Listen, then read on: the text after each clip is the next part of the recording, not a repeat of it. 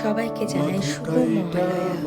আর মহালয়ার আগের দিন রাত্রেই আমাদের এখানে হয় ফিস্ট, আর তার সাথে চলে এই বাজি ফাটানোর ধুম।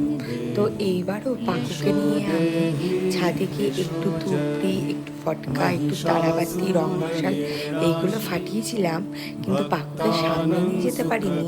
তার একটাই ব্যাপার হচ্ছে আগুন, তো যতই হোক ভয় লাগে, আগুনকে সবাই ভয় পায়। আর পাকু কিন্তু এইগুলো দেখে এতটাই খুশি হয়েছে, সে আর বলার কথা নেই।